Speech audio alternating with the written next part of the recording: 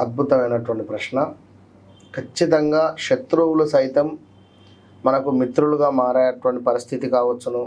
ఇక్కడ వాస్తవానికి మీకు శత్రువులు కావాలి అన్నా, మిమ్మల్ని మనసులో ఎవడైనా తిట్టుకోవాలి అన్నా, మీరు ఒకరికి ఒక శత్రువుగా మారాలి అనుకుంటే కేవలం ఒకటే పని, ఎవరికైనా డబ్బులు ఇస్తే సరిపోతుంది అంటే ఈజీగా అయిపోతారు శత్రువు. ఇక వేరే ఏది లేదు. ఇక అదొకటి.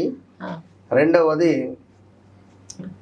అత్యంత అద్భుతంగా ఏదైనా ఒక ఫంక్షన్ చేయడం కానీ, లేదా అప్పు మనకుంది, మనం ఎవరికైనా ఇచ్చేది ఉంది, ఆ ఉన్నప్పుడు మనం ఏదైనా కారు కొనడం కానీ, ఇల్లు కొనడం కానీ, గృహం కొనడం కానీ, లైక్ ఫంక్షన్ అద్భుతంగా చేయడం కానీ, వాడు వచ్చి ఒకటే అడుగుతాడు, నువ్వు ఏంది నా అప్పు ఇవ్వకుండా నువ్వు ఇవన్నీ ఎందుకు చేసావు అంటే అట్లా అయిపోయింది పరిస్థితి.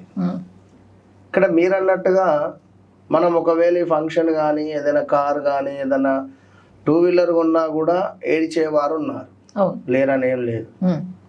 కనుక ప్రతి ఒక్కరూ మనకు అసలు ఏం జరుగుతుంది ఏమిటనేటువంటి తెలవటం లేని పరిస్థితి. మనం చక్కగా మన పని మనం చేసుకుంటూ వెళ్ళిన ఉద్యోగంలో మన కొలీగ్సే మనకు శత్రువులుగా తయారవుతారు. చెప్పలేదు. మన గురించి చెడుగా చెప్పేవారు ఉంటారు. సో మనతో ఉంటూ, మనతో తింటూ, మనతోనే పడుకుంటూ వాడు మన గురించి వెళ్ళటం అని చెప్తాడు. పోయి ఇప్పుడు ఇట్లా చేస్తాను రా భయ్ వీళ్ళ పరిస్థితి అంటే ఒకే ఇంట్లో శత్రువులు కూడా ఉండే పరిస్థితి ఉంటుంది.